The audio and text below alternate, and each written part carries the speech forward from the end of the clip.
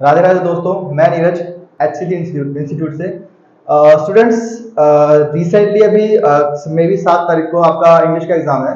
तो जितने भी 12th के स्टूडेंट्स हैं उन सबके लिए मैं एक वीडियो लेके आया हूँ, जो कि मैं जैसे पॉलिटिकल साइंस की वीडियो थी ना आपकी, जितने भी इंपॉर्टेंट चैप्टर्स हैं उन सब के बारे में थोड़ी थोड़ी डेफिनेशन आपको दूंगा, इंपॉर्टेंट टॉपिक्स बता दूंगा कि भाई इस चैप्टर में आपके कौन से इंपॉर्टेंट टॉपिक्स हैं, क्या चीज आपको लर्न करनी है और क्या चीज आपको लर्न नहीं करनी है, उन सब के बारे में बात करने वाले हैं। तो बिना देरी के वीडियो पूरी देखना और हो सके तो जितना हो सके शेयर करना, सो क्योंकि ये वो वीडियो है जो कि शॉर्ट एज में आपको सारा चैप्टर या सारा सिलेबस कवर करवाने वाली है आपका। ठीक है, सो बिना देरी के स्टार्ट करते हैं। तो स्टूडेंट्स, आपको ऐसे पता होगा कि आपकी 2 बुक्स इंग्लिश की, ठीक है, तो ये फर्स्ट बुक के चैप्टर्स ये है और फर्स्ट बुक की पोएम ये रही।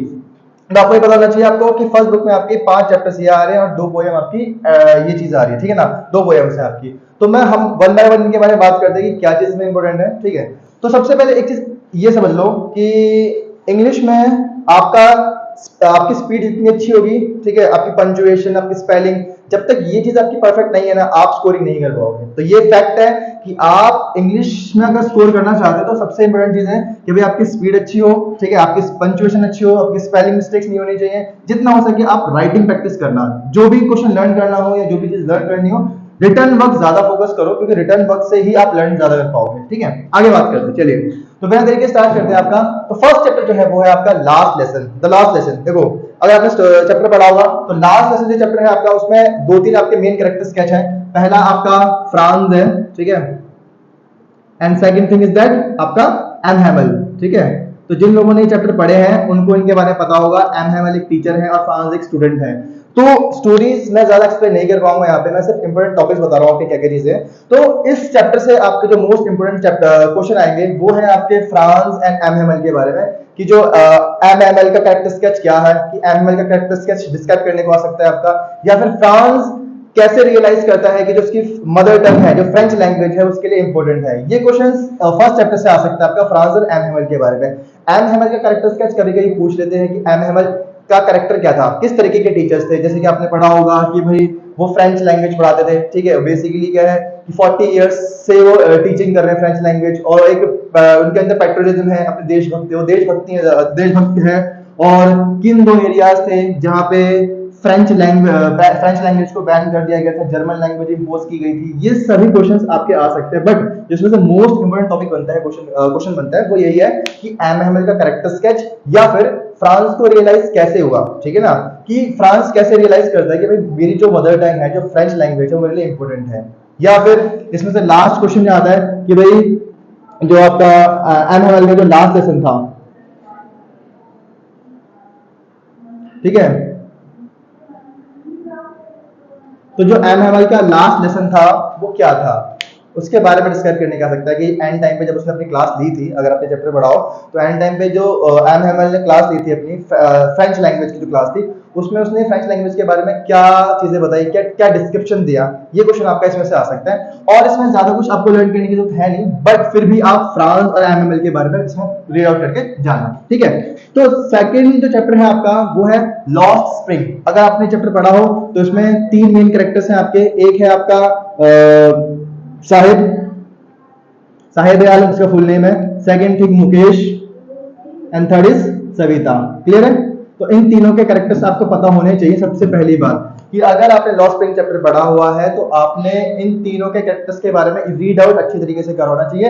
इस चैप्टर से जो क्वेश्चन बन सकता है, वो पहला क्वेश्चन क्या बनता है, कंपैरिजन आ सकता है साहिब आलम के कैरेक्टर स्केच का और मुकेश के कैरेक्टर स्केच का। क्लियर है? तो आपको पता है कि साहिब आलम एक रैग पिकर है बांग्लादेश से, वो बेसिकली एक रिफ्यूजी बन के आया था, उसकी फैमिली एक रिफ्यूजी बन के आई थी, यहाँ पे 1971 में आए हैं, ठीक है, और दिल्ली के सीमापुरी एरिया में सिचुएटेड है, और सीमापुरी एरिया में रहते हैं, और बेसिकली रैग पिकिंग इनका मेन बिजनेस है, ठीक है ना, तो ये आपको पता होना चाहिए। और मुकेश क्या है, मुकेश बिलोंग करता है फिरोजाबाद एरिया से, ठीक है ना, फिरोजाबाद से बिलोंग करता है। उसका जो फैमिली बिजनेस है, फैमिली बिजनेस क्या है उसका, बैंगल्स मेकिंग का।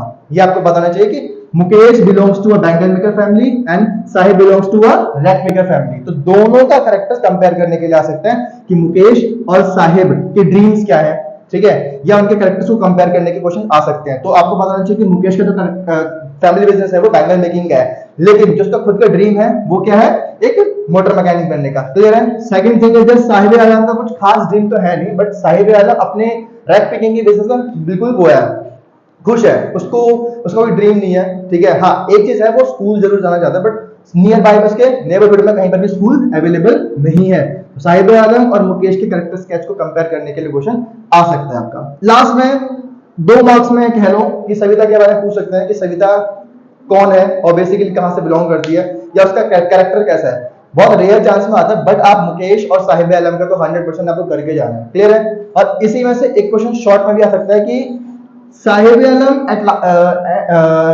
The end of the chapter, Sahib Alam जो है कि टी स्टॉल पे काम करता है, आपको पता होना चाहिए कि क्या टी स्टॉल पे वर्क करते हुआ या करते टाइम वो खुश था कि लास्ट में वो टी स्टॉल पे काम करता है साहिब आलम और 800 रुपीज सबको मिल रहे होते हैं पर मंथ, ठीक है। तो क्या वो यहाँ पे हैप्पी है या नहीं, ये भी क्वेश्चन आपका 2 नंबर में आ सकता है, क्लियर है। तो इस चैप्टर से आपको साहिब आलम और मुकेश के कैरेक्टर स्केच को प्रिपेयर करके जाना है। नेक्स्ट क्वेश्चन, नेक्स्ट जो है आपका वो है डीप वाटर। अगर आपने डीप वाटर चैप्टर पढ़ा है तो इसमें सिर्फ एक ही मेन कैरेक्टर स्केच है, वो है विलियम डगलस, ठीक है ना। विलियम और डगलस इसमें मेन कैरेक्टर है, जो कि उसमें कैलिफोर्निया बीच जो आपने इसमें पढ़ा होगा, ठीक है। कैलिफोर्निया बीच में उसके साथ एक इंसिडेंस होता है, ठीक है, जहां से उसके अंदर फियर ऑफ वाटर जो है वो डेवलप होता है। तो फियर ऑफ वाटर उसके अंदर डेवलप कैसे हुआ, ये क्वेश्चन आपका शॉर्ट में आ सकता है।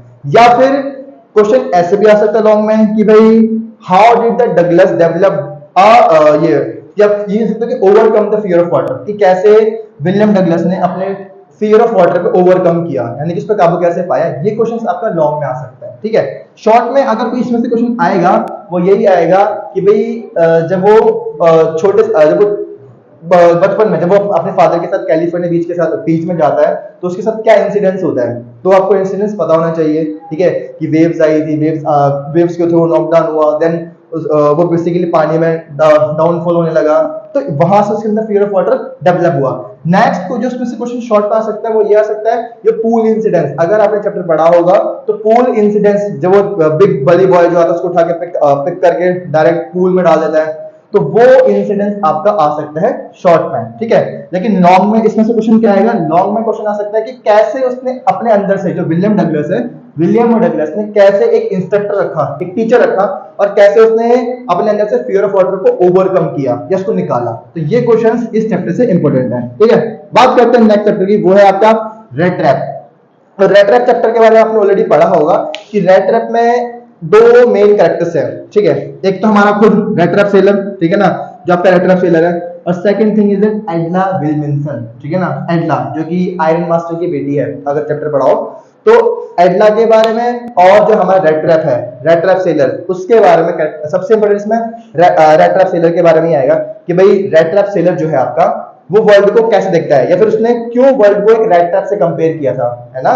एक क्वेश्चन में आता है कि why did the rat trap seller compare the world to a rat trap, कि उसने वर्ल्ड को, पूरी दुनिया को एक रेड ट्रैप क्यों कहा। तो वो क्वेश्चन आपका लॉन्ग में आ सकता है कि क्यों उसने ऐसा कहा कि भाई ये पूरी दुनिया एक रेड ट्रैप है। क्योंकि इसका आंसर क्या हो सकता है कि भाई बेसिकली जिस तरीके से हम एक रेड ट्रैप जो होता है वो रेड को अट्रैक्ट करता है ना, चीज दिखा के, वो दिखा के, तो रेड जिससे उसकी तरफ बढ़ता है तो वो ग्रैब हो जाता है, उसमें पकड़ लेते हैं उसको, कैच हो जाता है। ऐसे ह्यूमन बीइंग है, ह्यूमन बीइंग क्या करते हैं अपनी लाइफ में जितनी भी लग्जरियस चीजें होती हैं, ठीक है ना, मनी हो गया, इन सब की तरफ बढ़ता है, और कहीं ना कहीं जल्दी पैसा कमाने के चक्कर में रॉन्ग वे अपना लेता है और फंस जाता है। That is called red trap. तो हमारा जो वो है रेड ट्रैप सेलर है, उसने क्यों कहा कि भाई ये पूरी दुनिया जो है रेड ट्रैप है, वर्ल्ड जो है रेड ट्रैप है। ये आप क्वेश्चन इसमें से आ सकता है आपका। और इंसिडेंस इसका पता होना चाहिए आपको कि भाई बेसिकली वो खुद ही रेड ट्रैप पे कैच होता है, वो ये पढ़ा होगा आपने। इसमें क्रॉफ्टर है एक, ठीक है ना, क्रॉफ्टर के बारे में आ सकता है, ठीक है ना। क्रॉफ्टर कौन था, ठीक है, कैसे उसने रेड ट्रैप सेलर की हेल्प करी मिडनाइट में, उसको अपने घर में स्टे करवाया, उसको कार्ड्स, उसको खाना पॉच वगैरह दिया, ठीक है, उसको उसके साथ कार्ड्स प्ले किया, तंबाकू रोल उसके साथ लिया।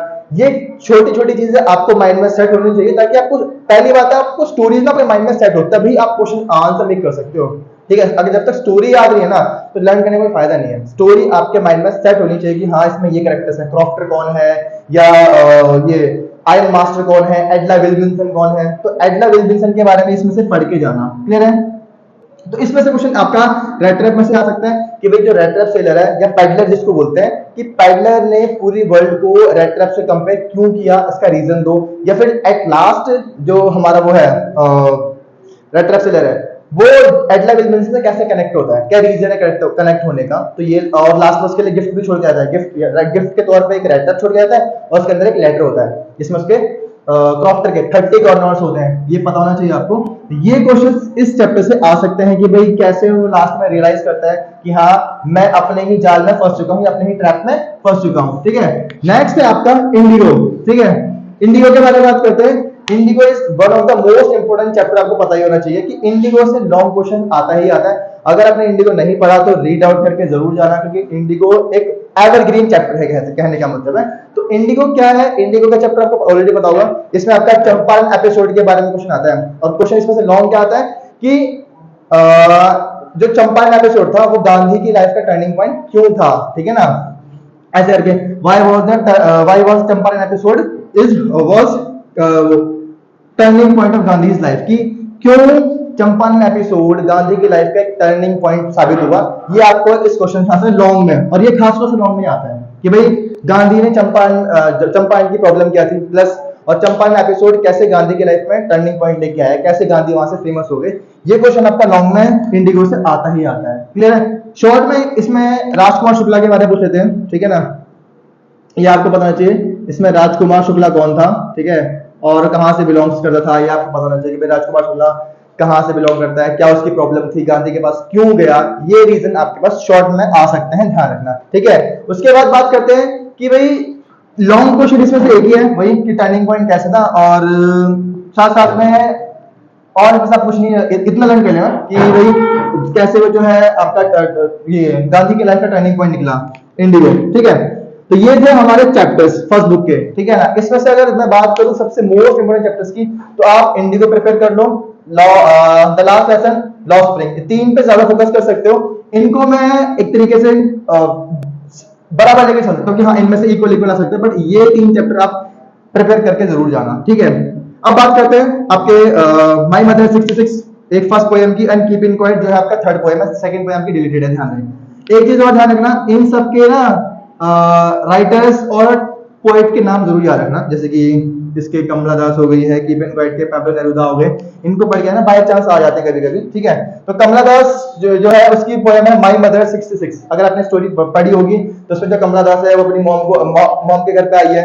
ठीक है, उसके बाद जब वो जा रही है तो उसकी मॉम भी उसके साथ में कोचीन एयरपोर्ट जा रही है। ठीक है, ये आपको पता होना चाहिए कि कोचीन एयरपोर्ट जा रही है फ्राइडे मॉर्निंग, ये सब पोएम में मेंशन किया गया है। फिर वो अपनी मॉम को देख के क्या रियलाइज करती है, ये क्वेश्चन आपका आ सकता है कि मॉम को अपनी मॉम के फेस को किससे कंपेयर करती है। कभी अपनी मॉम के फेस को लेट विंटर मून से कंपेयर करती है, कभी अपनी मॉम के फेस को कॉर्पस यानी कि लाश उससे कंपेयर करती है। ठीक है ना, ऐश यानी कि राख की तरह कलरलेस फेस। तो अपनी मॉम के फेस को या अपनी मॉम की बॉडी को किससे कंपेयर करती है, क्वेश्चन कभी कभी इसमें से आता है शॉर्ट में। ठीक है ना, तो माय मदर 66 में वही कमला दास इसकी पोएट है। ठीक है, उसकी मॉम के फेस को देख के क्या रियलाइज करती है। इसके कुछ टेक्निकल वर्ड्स हैं, देखो पोएम को जितना पोएम को ज्यादा अच्छे तरीके से लर्न करने का सबसे बेस्ट तरीका होता है, ये ट्रिक होती है कि इसके टेक्निकल वर्ड्स चुरा लो, जैसे कि कॉर्पस हो गया, या इसमें ऐश लाइक का कॉर्पस हो गया, या फिर इसमें लेट विंटर मून है। ठीक है, इस तरीके के कुछ जो टेक्निकल वर्ड्स हैं अपने आंसर्स में यूज करो ताकि मार्क्स अच्छे ग्रैब कर सको आप। ठीक है ना, तो माय मदर 66 में तो आपको स्टोरी पता हो कि क्या है। लास्ट में अपनी मॉम को वो सी ऑफ करती है। ठीक है ना, सी ऑफ एयरपोर्ट सिक्योरिटी चेक होती है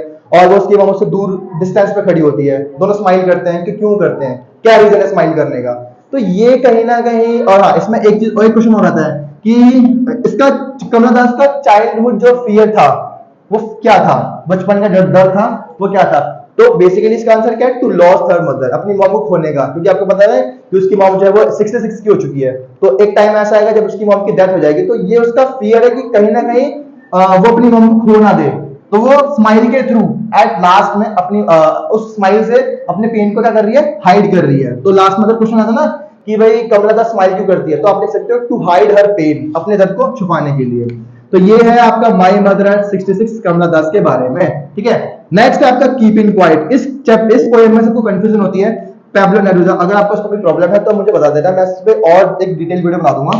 लेकिन keep in quite Pablo Neruda की एक इंपोर्टेंट पोएम है जिसमें आपको बताया गया है कि इस वर्ल्ड में बहुत रश है, लोग भाग दौड़ कर रखे हैं, या फिर इस भाग दौड़ भरी जिंदगी में किसी के पास रेस्टिंग का टाइम नहीं है। ठीक है, तो कीप इन क्वाइट के थ्रू हमसे कहता है कि भाई आपको स्टिल रहना है, आपको रुकना है। ठीक है, किसी से कोई बात नहीं करनी, अपने आर्म्स नहीं हिलाने, अपना ज्यादा मूवेबल चीजें नहीं करनी, तो किस तरीके से यहाँ पे साइलेंसनेस हो जाएगी, आप किस तरीके से वर्ल्ड पूरा एक स्टेबल हो जाएगा, कोई शोर शराबा नहीं होगा, कोई इंजन की आवाज नहीं आएगी, और कई सोल्जर्स वगैरह है वो सेफ रहेंगे, हमारे आसपास का जो एरिया है वो बिल्कुल यूनिक बन जाएगा।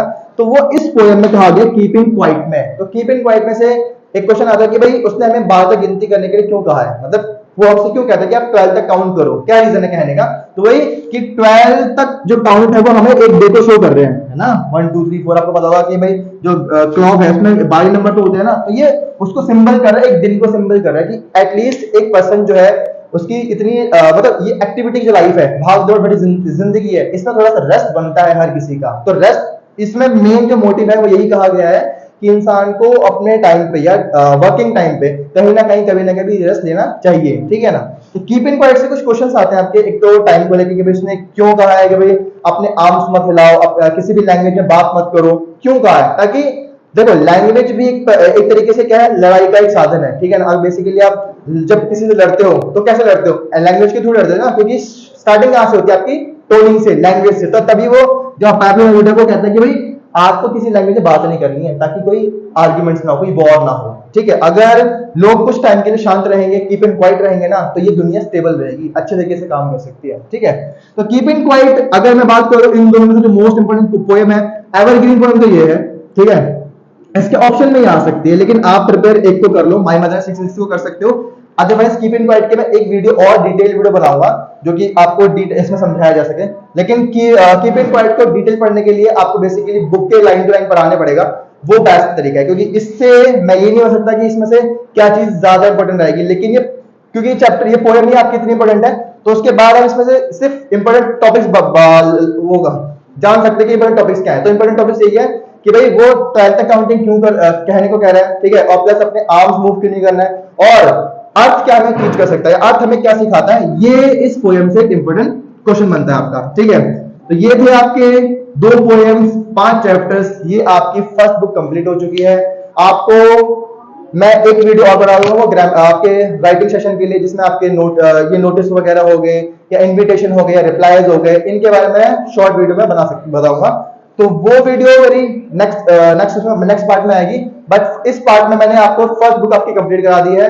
कोशिश करूंगा कि मैं अगली वीडियो में आपको सेकंड बुक भी कंप्लीट करा दूं, बट इस वीडियो तक के लिए इतना काफी है। अगर वीडियो पसंद आई आपको तो लाइक कमेंट शेयर जरूर करना, और तब तक के लिए all the best for your exams. तब तक के लिए राधे राधे।